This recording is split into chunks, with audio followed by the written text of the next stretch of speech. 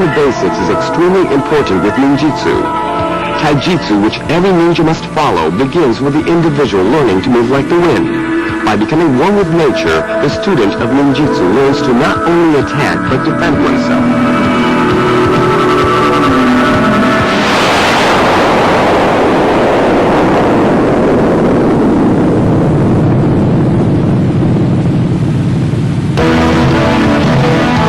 In this volume, you will learn the basic moves of Taijutsu.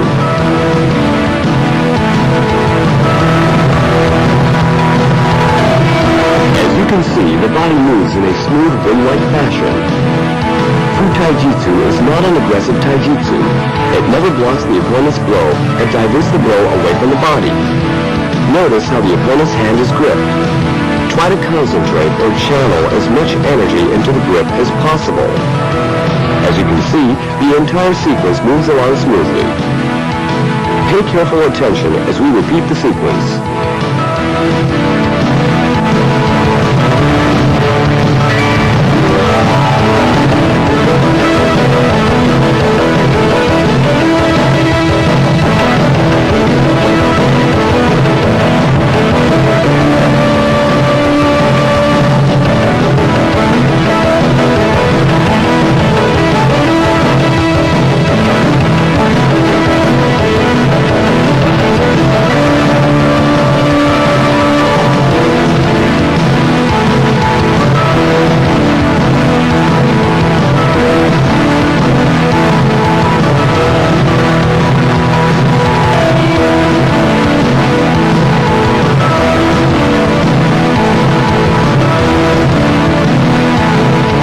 Let's start with some basic exercises.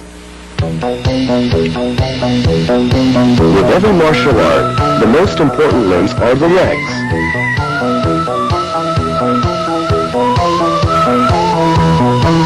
Every ninja must perform daily exercises to keep the legs flexible and nimble. In this particular exercise, remember to keep the legs and the entire body flexible. Try to relax and spread the legs apart as much as possible.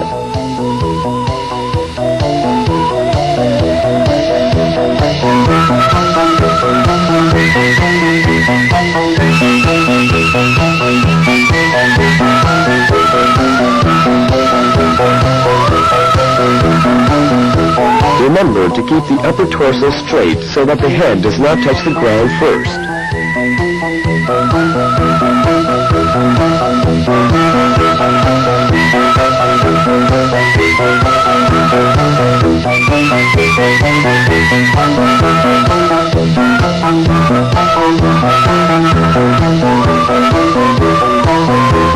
The purpose of this exercise is to loosen the muscles and joints around the hips and thighs.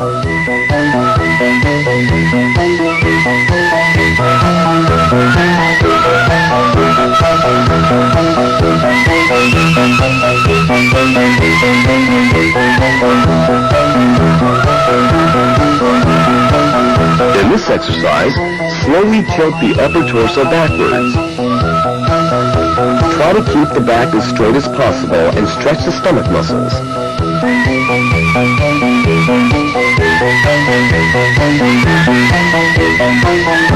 This particular exercise loosens the muscles around the thighs, as well as the stomach and back muscles.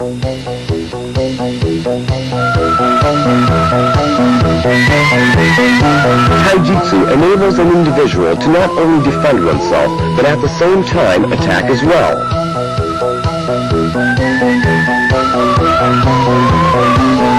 In this maneuver, an attack is dodged by rolling forward. In this forward roll, only one hand is used. It is important that the roll is executed smoothly. Try to curl in as much as possible and make the least amount of sound during the roll. This maneuver should be executed with the least amount of effort without placing body weight on the hand. By deftly maneuvering the palm of the hand, the direction of the roll can be controlled.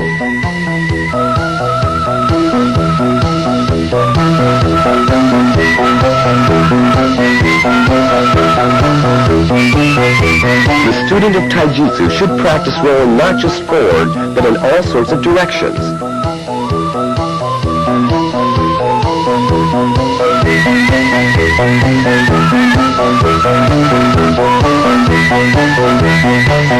With this maneuver, the ninja is able to grasp the weapon while executing the roll because the hands are free. Maintaining proper balance is the key to this maneuver.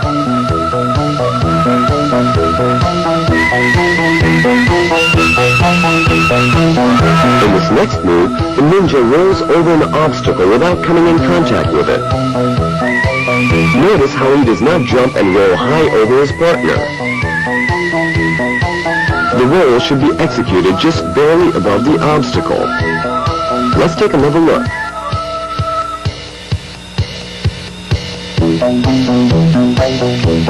This forward roll is called kiken. Notice how the ninja has immediately assumed a stance that enables him to attack as well as defend.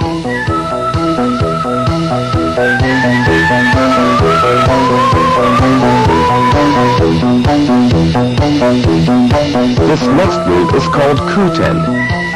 Here again, the ninja is able to assume a variety of defensive and offensive positions after completing the roll.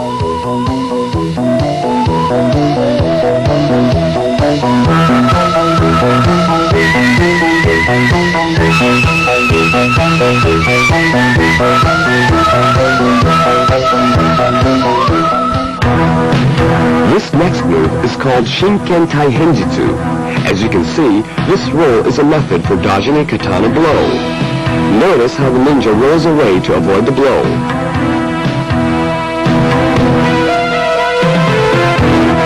In this variation, the ninja rolls backwards.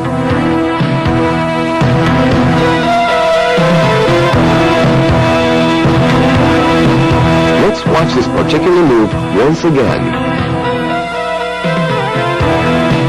Always remember to assume the proper stance once the roll is completed.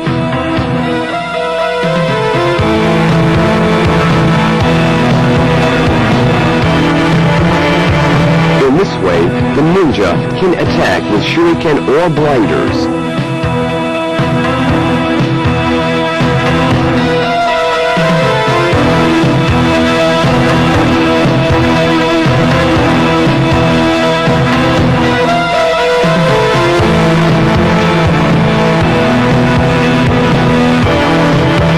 It is important to always remain in constant motion, ready for any move the opponent may take.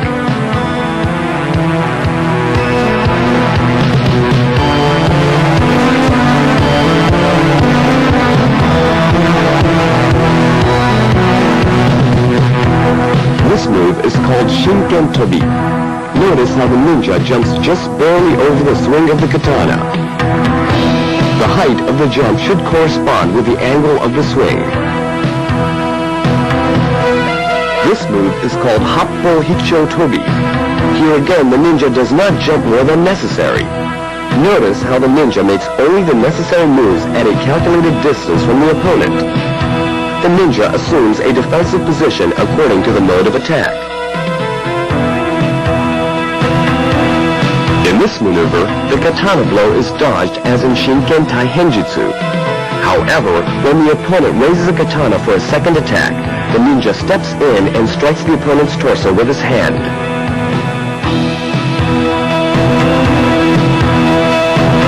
This form of walking sideways is an integral part of Taijutsu. Yoko Aruki allows the ninja a wide range of visibility, front and sideways. By slightly changing the pace of the walk, the ninja can also see backwards. Here, all three are moving in the same direction. However, notice how they are all looking in different directions at all times. As a team, these ninjas are able to have complete visibility in all directions. The first one looks in the front direction, the second one the side directions, and the last one in the backward direction.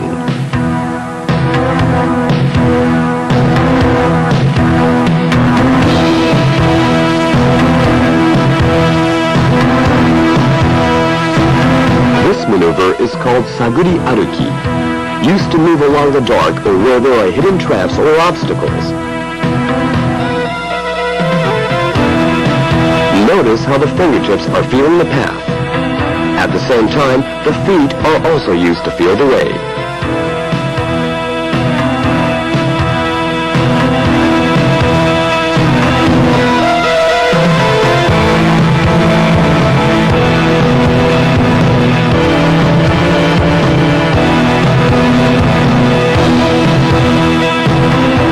This next maneuver is called Shoten no Jitsu. This is also a form of taijutsu. Notice how the ninja rolls as he lands to lessen the impact.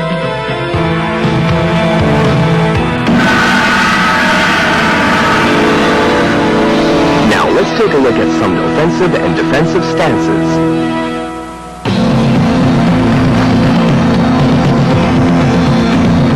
The Seigan no Kamae. This stance allows the ninja to divert a variety of attacks with his right hand as well as throw blinders. Also notice how the ninja moves his feet.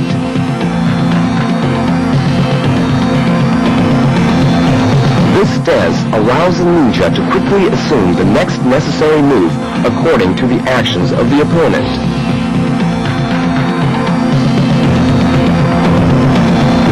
The Jumonji no Kamae.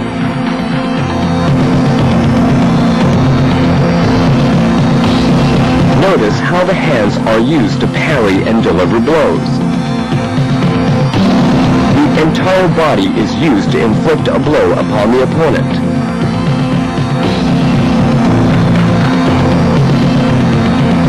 The deft maneuvering of body weight magnifies the intensity of the blow.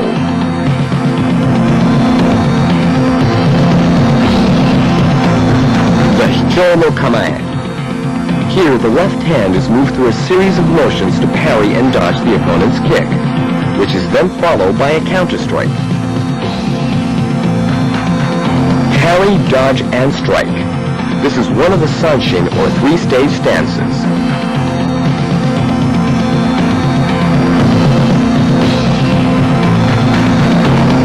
The Hoko no Kamae. All maneuvers delivered from this stance are executed in a 1, 2, 3 motion. 1, 2, 3, then strike. The movements have to be executed fluidly.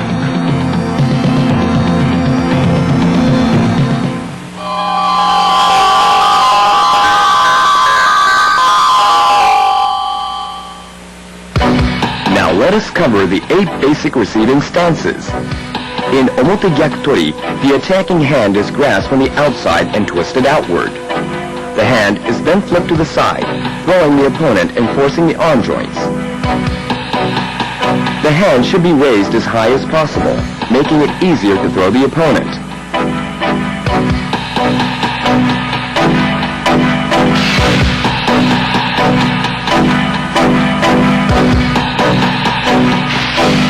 The left hand can also be added to assist in the twisting.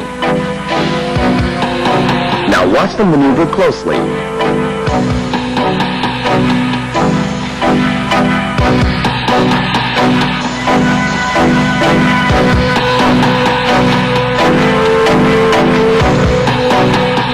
If it proves difficult to throw the opponent, step into the opponent with the left leg and use it as a throwing pivot. Once the opponent is on the ground, the wrist joint is pinned.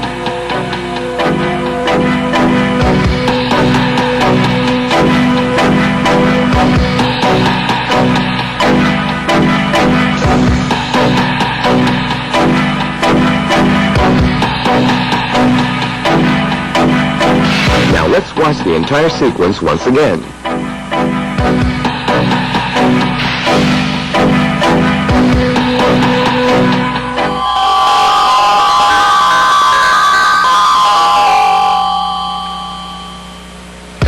Here is a variation on Omote Gyakutori, which can be used when attacking to the outside is not possible.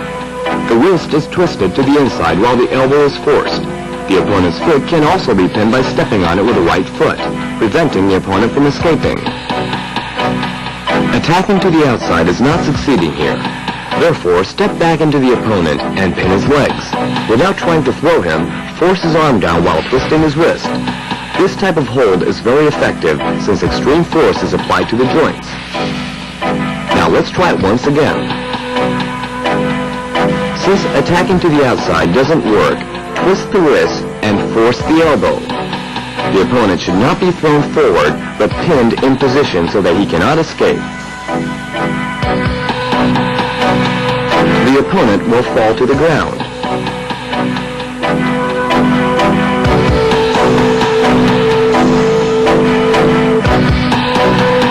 Once the opponent is on the ground, other joints or the neck can be pinned. The opponent's body can also be pinned, but in any case, the legs should be used to pin the opponent. The opponent's body itself can also be used for extra leverage. For example, the opponent's left knee is being used to force his right arm.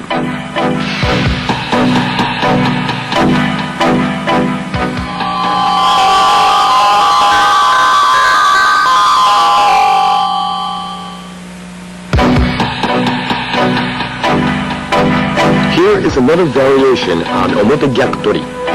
When an opponent attacks with a knife, omote gyakutori can be used to throw the opponent effectively.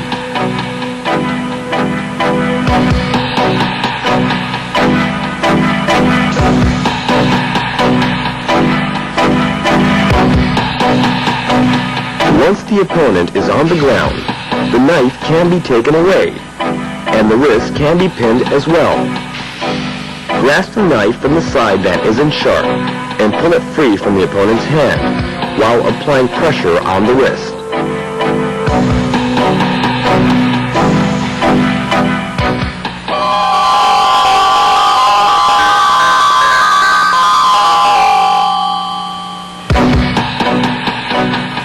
This is ura gyakutori, also one of the 8 basic stances.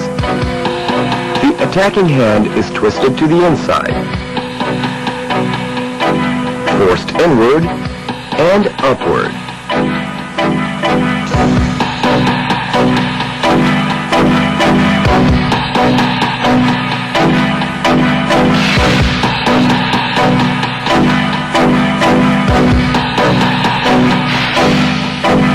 The elbow is then grabbed and pulled down to the outside.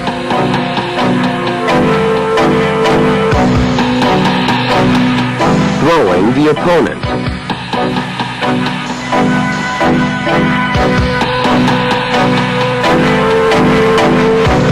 Once the opponent is on the ground, give his hand a final strong twist.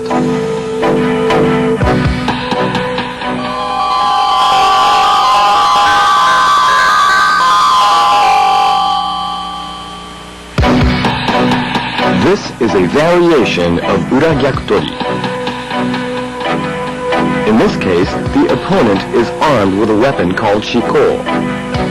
The weapon is used against the opponent. The teeth of shiko in the hands of the inexperienced user can have a damaging effect on the user himself.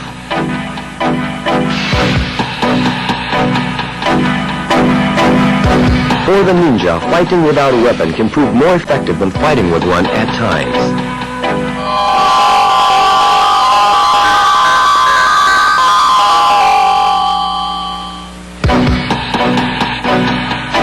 This is another pattern of ura gyakutori. Notice how the shiko is removed from the hand of the user and impaled into the attacker's arm. The attacker is now completely immobilized and the arm is seriously injured. Unless a student of ninjutsu has mastered taijutsu, the use of weapons can be fatal not to the opponent, but to the user himself.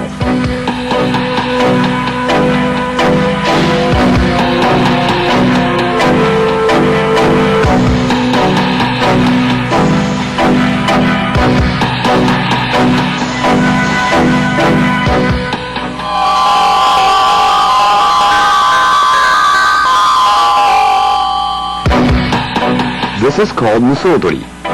Notice how the ninja moves into the opponent when grabbed.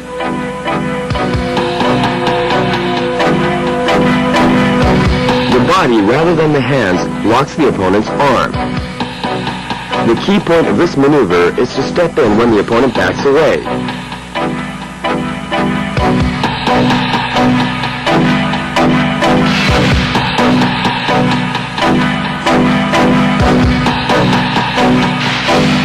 Notice how the left knee breaks the opponent's ribs.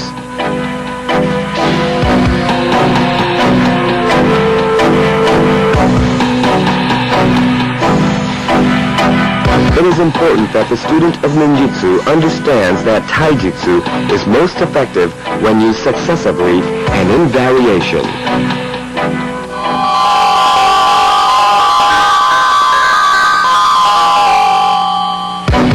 There are many variations of ganseki nage. This is the most basic form. Grab the opponent's left hand and pull in. Next, move into the opponent and throw him with the entire body. Notice how the hips are not used in the throw. Let's look at it once again.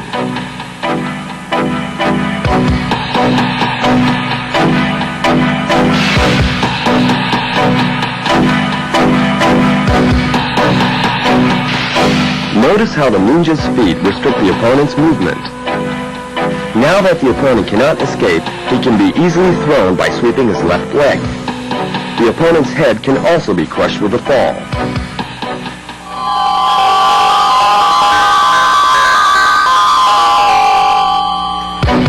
In ganseki otoshi, the opponent's left leg is swept out, causing the opponent to fall forward onto his hands.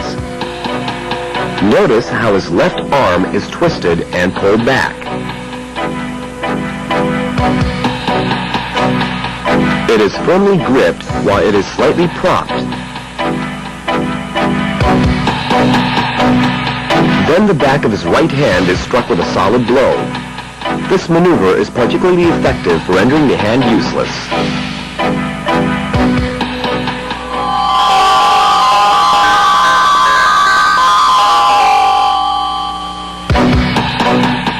This is the ganseki keri. If the ganseki otoshi doesn't prove effective, kick his chin straight up, then step in front of him and throw him.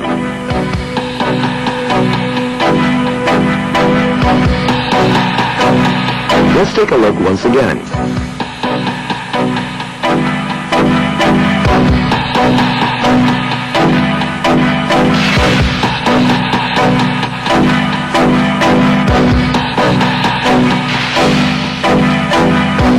Notice how the leg is used for balance as well as for attack.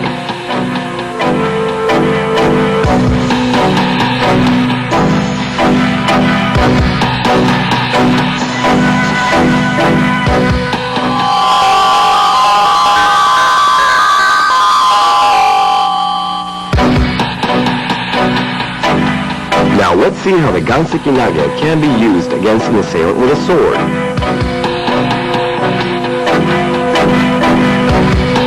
This is called ganseki shoto tori.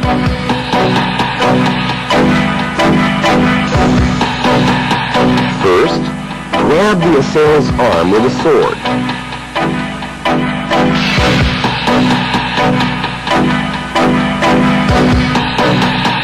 Next, twist the wrist. Third, throw him with ganseki nage. Once the opponent is down, twist his wrist with the sword.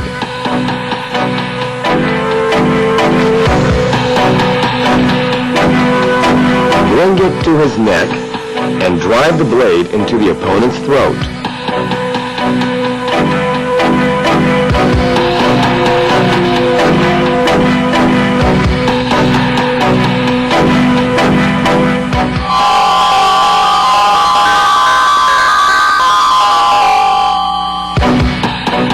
This is the Sanshinzuki. This is a specialized punch that makes use of the arm's pendulum motion. In some ways, it is more effective than simply punching out straight forward. Notice that the blow is delivered with the entire body. It is somewhat like throwing an object underhand when striking the opponent.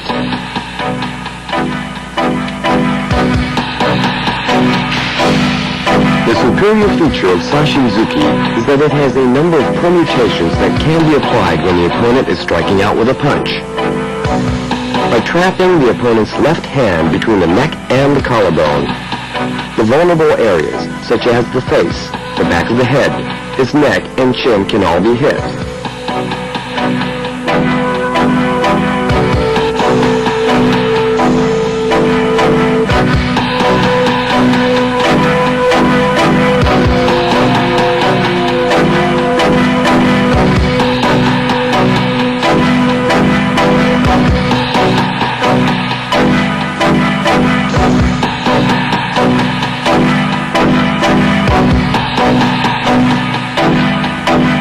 The opponent is then knocked over using the entire body.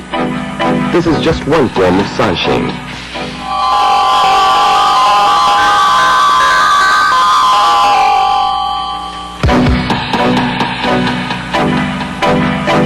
In sanshin shito, the opponent's blows are parried using the hands and arms, while delivering a series of punches.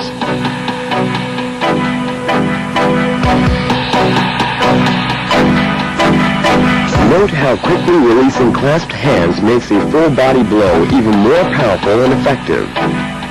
These moves of clasping hands and releasing them form important blows in taijutsu.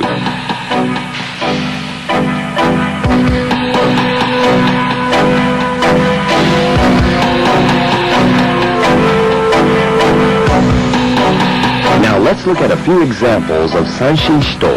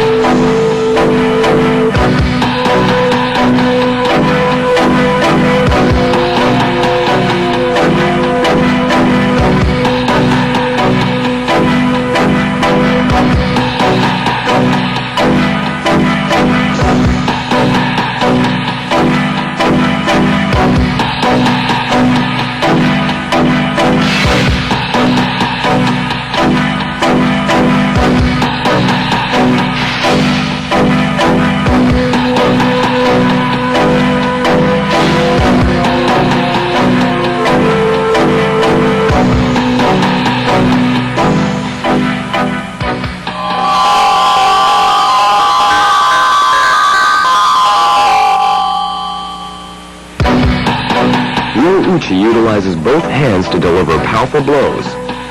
Notice how the opponent's blows are parried with both hands. Next, a powerful blow is given to the neck. The neck is next broken, the opponent is taken down, and a final blow is given to the face.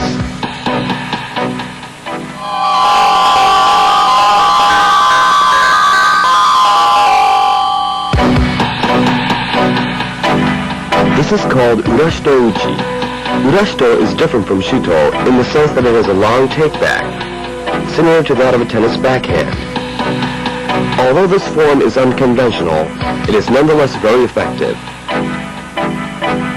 Let's take a look at a few examples.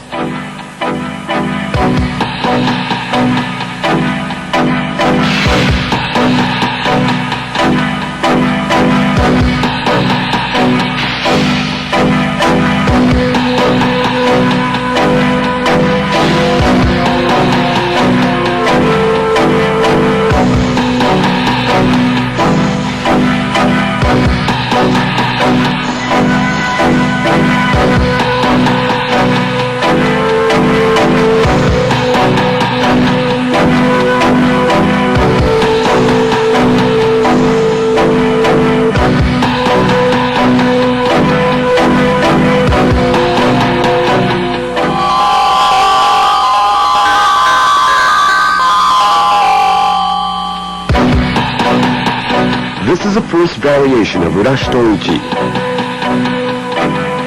It is performed as one smooth flowing motion, in which several joints are struck in succession. Take note that although the opponent seems to be just pinned to the ground, he is in fact receiving severe blows to various parts of the body.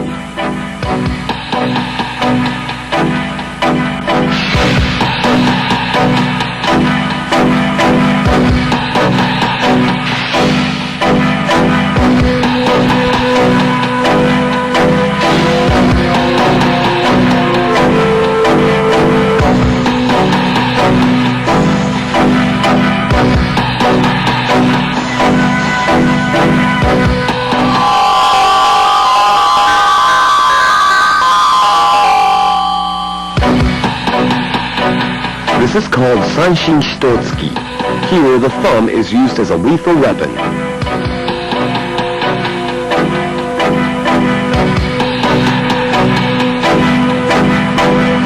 This blow inflicts the greatest damage when delivered from bottom to up.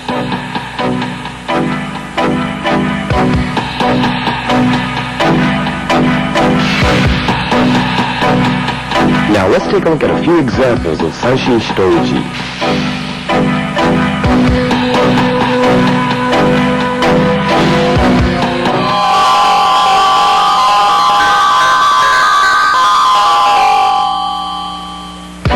In this variation of Sanshin Shitotsuki, a kick is avoided and a fist with the thumb pointing forward is jabbed at the face. The opponent is kicking. In a three-step move, the opponent is felled. As you can see, the opponent could be hit from a number of different directions.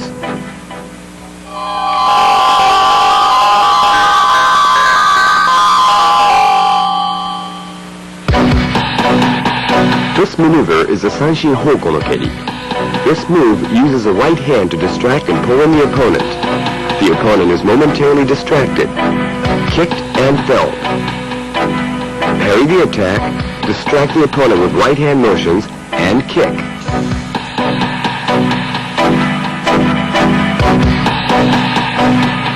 If possible, the kick should be directed at the face.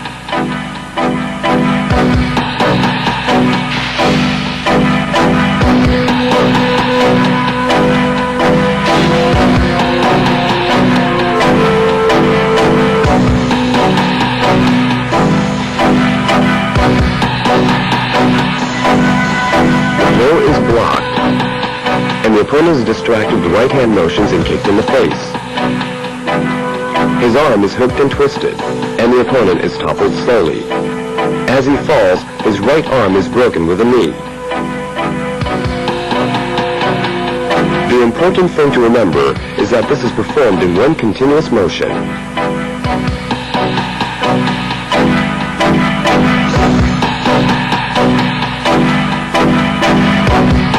Again, like other maneuvers, there are a number of variations as shown.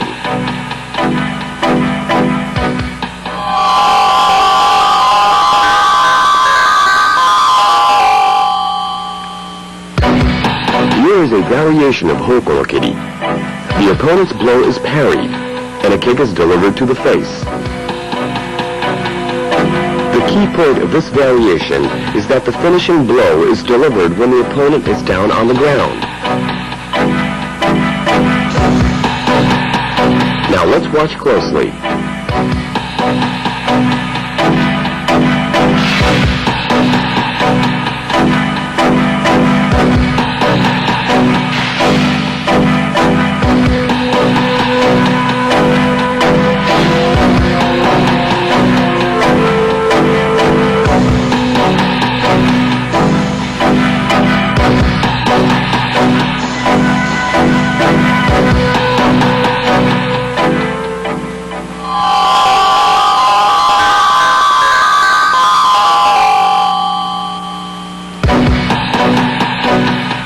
This is an important move called Hoko no Kerikaishi. The opponent's kick is parried with a body and arm. A counter kick is then quickly delivered while the opponent is off balance.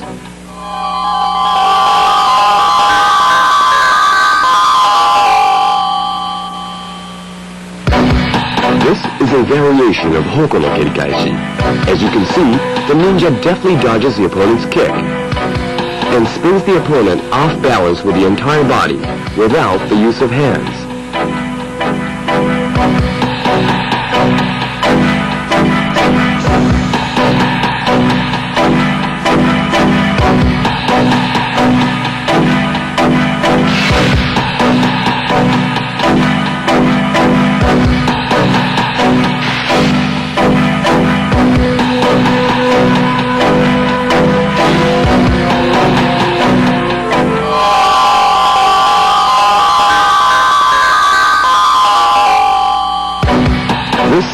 called uki-otoshi. The opponent aims a kick which is parried away by hand, knocking him off balance and off his feet. In the same motion, his ribs or thigh bone can be broken with a knee drop. Notice how the ninja rolls over the opponent, increasing the damage already done.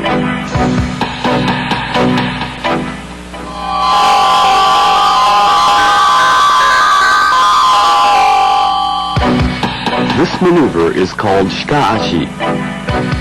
The opponent's kick is dodged and the opponent is thrown off balance by lightly pushing the opponent's other leg with the knee. In this position, he is helpless against a variety of attacks. His ribs can be broken with a knee drop, or his hand can be shattered and his legs pinned. This technique involves very little strength to pin the opponent.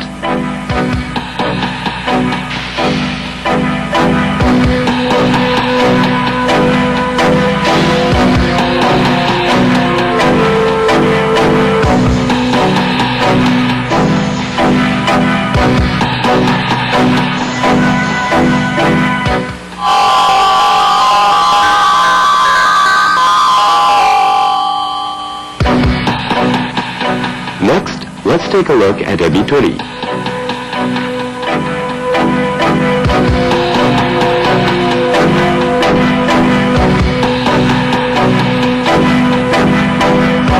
The opponent tries to deliver a kick. Grab his heel, twist it, and let go.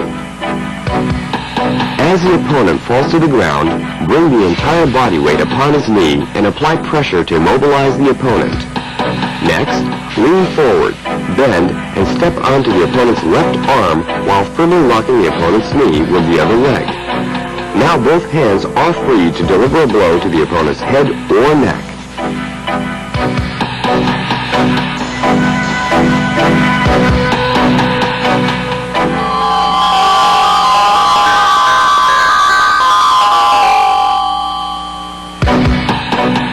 Jigoku Otoshi, a maneuver that not only parries a kick, but actually breaks the opponent's leg. The kick is slapped down, by which the opponent loses his balance. The opponent's leg is then broken by both knees. The entire movement is executed in one swift motion.